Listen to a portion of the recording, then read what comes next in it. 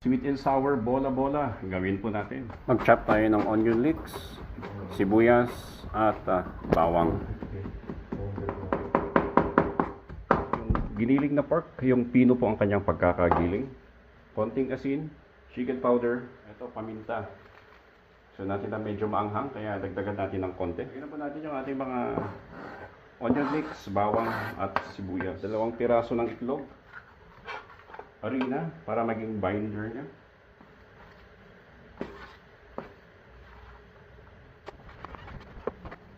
Ilagay lang po tayo ng breadcrumbs.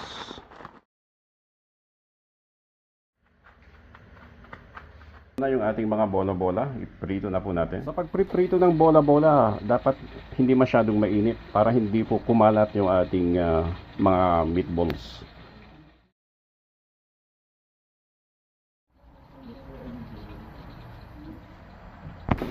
Yan. Yung mga natirang breadcrumbs na yan, huwag po natin tatanggalin. Maglagay po tayo ng tubig.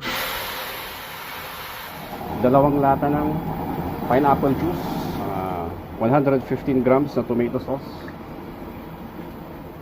70 grams na tomato paste. Lagyan natin ng 1 kutsara ng hoisin sauce. Ito, sesame oil, 1 kutsara. Haluin po natin. Durog na paminta, asin, brown sugar. Tikman natin kung tama na yung tamis, asim at anghang. Kulang po sa tamis, dagdagan po natin. Isama na natin yung carrots. At palaputin po natin gamit ang cassava starch.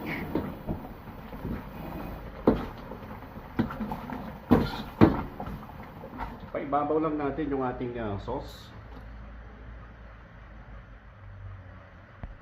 At para mas masarap yung ating sweet and sour, lagay po tayo ng mantika. Meron tayong red onions dito, bell pepper. Lagyan natin yung ating onion leeks, konting asin, konting paminta, sesame oil.